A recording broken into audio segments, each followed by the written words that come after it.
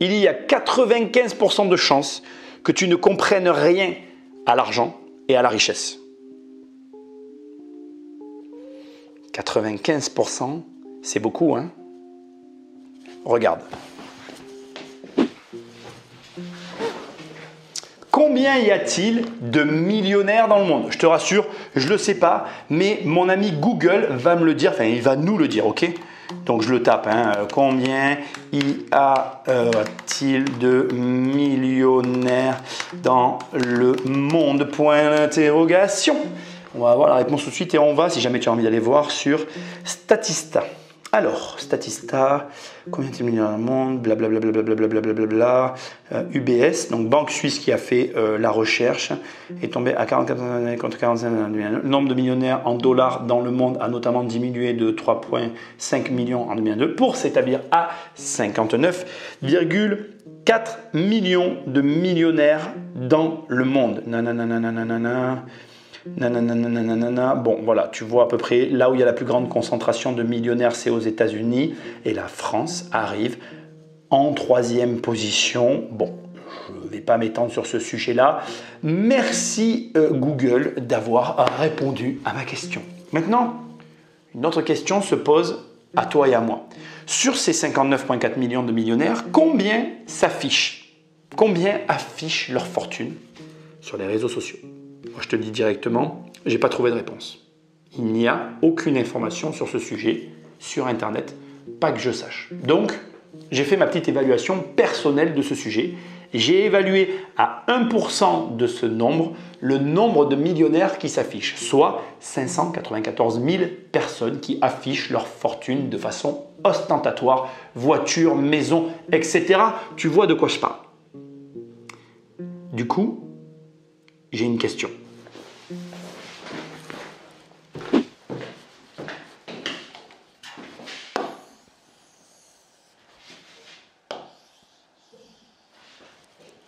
Où sont les autres? Où ils sont? Puisque là, tu vois ce trait. Bon, là, il aurait dû y avoir un seul trait. C'est un petit peu compliqué pour moi de faire un seul trait, mais bon, passons. Ce trait, ça représente les 1%. Ou alors les 594 000 personnes dont je t'ai parlé qui affichent leur richesse sur les réseaux sociaux, qui sont les riches que tu vois. Où sont les 99% autres? Ils sont où?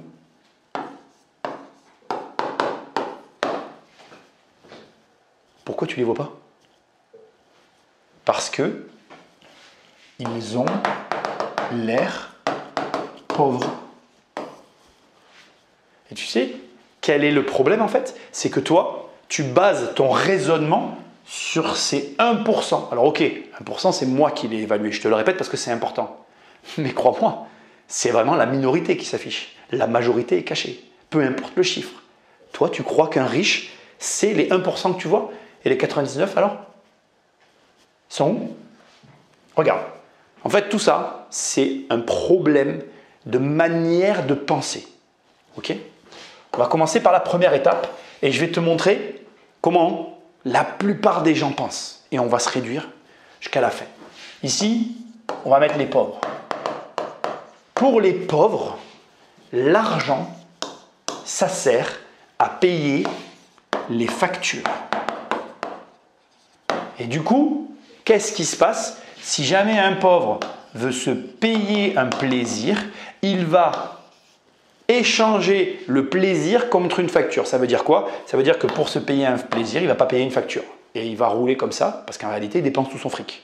Tu sais très bien que j'emploie le terme pauvre, moi j'y crois pas vraiment. Dès l'instant que tu travailles, que tu es dans un pays développé, que tu as accès à des ressources, tu n'es pas pauvre. Tu fais juste le choix de croire que l'argent sert à payer des factures. Alors que regarde, pour les classes moyennes, ok, en fait, l'argent, ça sert à obtenir un crédit pour s'acheter une maison.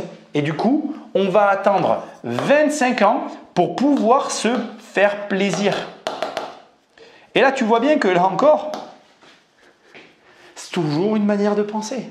Et regarde, c'est là que ça devient très intéressant. Pour les riches, l'argent, ça sert à faire de l'argent. Comment on change de mentalité? Tape riche sur Amazon, tu lis des livres, devenir riche sans argent. Il y en a d'autres. J'ai écrit aussi Survivre à une crise financière. Déjà, tu t'éduques. C'est déjà quelque chose d'extrêmement important. Mais là, déjà, rien qu'avec ce premier point, tu vois très clairement la différence de manière de penser. Tu peux ne pas être d'accord, mais c'est pourtant comme ça que ça se passe. Maintenant, regarde. Deuxième point, encore plus intéressant. Regarde. Ici, on a notre Instagrammeur. Rolex, Porsche. D'ailleurs, je ne vais pas l'écrire comme ça serait un blasphème. Voilà. Lambeau. J'en sais rien, moi. Hyper grande maison ou penthouse. Voilà. Bateau. Avec les moteurs. Tout l'attirail. Déjà, j'ai quelque chose à te dire avant qu'on aille plus loin qui est extrêmement important et que tu ne mesures pas. Déjà, rien que d'arriver à afficher ce style de vie, c'est un stress énorme. Ensuite, c'est aussi quelque chose dont on ne te parle jamais, c'est une dépendance. Et ouais, à plusieurs niveaux d'ailleurs, parce que si tu prends un mec qui est sur Instagram, qui affiche ce style de vie ostentatoire pour récupérer de l'argent, de toute façon, il est obligé d'entretenir ce système pour continuer à avoir de l'argent. Donc de toute façon, stress et dépendance. Et le pire, c'est que il pense posséder tout ça, alors que finalement, c'est tous ces objets qui finissent par le posséder. Et ça, c'est une réalité. Hein. Tu verras que malheureusement, c'est pas, si un jour tu as de l'argent, c'est pas dans le matériel que tu trouveras le bonheur. Hein. L'argent, ça permet de faire plein de choses, mais c'est pas là qu'est le bonheur. Hein. Ça, je peux te le garantir. Maintenant, regarde. L'autre version, il a l'air pauvre. Mais pourquoi il a l'air pauvre? Très simple. Il touche des dividendes. Les dividendes, tu sais, c'est quand tu places ton argent en bourse. Il place son argent, comme moi, dans les loyers immobiliers. Il a de la crypto-monnaie. Est-ce que c'est visible tout ça? Non. Est-ce que ça crée du stress? Non. Est-ce que ça crée de la dépendance? Non. Il est libre. Le problème, c'est qu'encore une fois, tu bases ton raisonnement sur ce que tu vois. Ce que tu vois n'est qu'un pourcentage d'une réalité cachée, ce qui nous amène au troisième point, d'accord? Et ce point-là, il est très important. Et je vais te le résumer vraiment avec je dirais, comment je vais dire ça, une petite histoire que j'adore raconter. En fait, en réalité, les gens qui ont de l'argent, ils n'ont rien à prouver à personne. Et écoute bien, parce que je raconte tout le temps cette histoire. Quand quelqu'un vient me voir et me ment, et ça arrive à tout le monde, les gens le prennent mal parce qu'en fait, ils disent oui, mais il m'a menti. Mais en fait, tu ne devrais pas mal le prendre. Parce que la première victime d'un mensonge, c'est jamais toi en fait, c'est la personne en face. Il se ment d'abord à lui-même avant de mentir aux personnes auxquelles il pense mentir. Quelqu'un qui vient me voir et qui me ferait croire qu'il est de l'argent. Mais en fait, c'est lui qui se ment à lui-même en fait. Même s'il me ment pour espérer obtenir quelque chose de moi et qu'au bout du compte, j'en sais rien, il arrive à avoir quoi que ce soit, il s'est quand même menti à lui-même. Le soir, c'est lui qui va rentrer et qui n'aura rien. De la même façon que, comme je l'ai déjà dit dans une vidéo, quand tu achètes une voiture, tu as besoin d'un stylo pour avoir le prêt qui va avec, pour assumer toutes les réparations. Et le problème, c'est que derrière, quand tu commences à chercher à prouver aux uns et aux autres je ne sais quoi, à l'arrivée, je suis désolé de te le dire, mais c'est à toi que tu mens, avant de mentir à tous les autres. Quatrième point, et celui-là, personne ne t'en parle jamais, et c'est pourtant une règle très connue des gens qui ont de l'argent. En fait, quand tu sais placer ton argent, tu raisonnes toujours avec ta capacité à faire de l'argent. Je m'explique. Si tu choisis de mettre 30 000 € dans une montre, très bien, tu as ta Rolex. Sauf que ces 30 000 €, c'est peut-être 500 000 € dans l'activité dans laquelle tu te trouves. Et c'est une réalité qui me concerne, par exemple. Regarde, Moi, je fais de l'immobilier, je suis ici. Quand tu me donnes de l'argent et que j'arrive à lever de la dette pour acheter de l'immobilier, on parle de centaines de milliers d'euros. Ce qui veut dire qu'avec 30 000 euros, j'ai largement de quoi lancer un projet d'une certaine envergure qui va générer des centaines de milliers d'euros sur la durée du projet. Du coup, quand tu sais faire ça, qui est en capacité de faire de l'argent comme ça, sacrifierait 500 000 euros pour 30 000 euros? Toi, parce que tu veux une Rolex? Je ne crois pas, non? Je crois que toute personne sensée irait chercher ses 500 000 euros avec ses 30 000 euros. Dernier point, et celui-là, mon Dieu que tu le connais.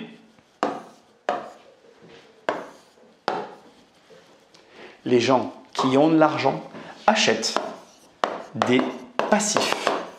Alors que les gens, c'était l'inverse, non, je viens de faire une bêtise. Les gens qui n'ont pas d'argent achètent des passifs. Les gens qui ont de l'argent achètent des actifs. Écoute, ça va être très simple, je vais te le dire comme ça. Toi, si tu fais partie de ceux qui veulent paraître, tu vas mettre ton argent dans la voiture devant ton garage pour que tout le monde la voie. Ça va te faire du bien à ton ego. Super, je suis content pour toi. Alors que moi, par exemple, je vais mettre l'argent dans ma cave. Personne ne sait qu'il est là, mais il va tellement travailler pour moi que ça va s'accumuler et ça va tellement créer un cumul d'argent énorme sur du très long terme que le jour où ça sera saillant, ça va commencer à se voir, l'écart qui se sera construit entre les deux finira par être incompréhensible. Et c'est pour ça en fait qu'il y a des personnes d'un coup qui deviennent extrêmement riches et qui se séparent littéralement de la masse parce qu'en réalité, ils se concentrent sur des actifs. Ils ont l'air pauvres, mais ils ont l'air et la chanson, alors que ceux qui sont ici, ils ont l'air mais pas la chanson. Mais je pense que tu as compris le jeu de mots. Comment on fait pour entrer dans la vraie richesse? Et cette conclusion, elle est extrêmement importante, écoute bien.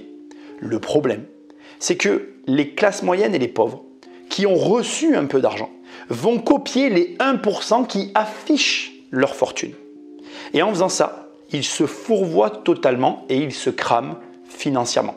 Ensuite, il y a les pauvres et les classes moyennes qui essayent de copier les pauvres et les classes moyennes qui ont reçu un peu d'argent, qui copient les 1%, et par effet de cascade, en fait, on en revient à copier les 1% qui affichent leur fortune, et là aussi, on se crame complètement.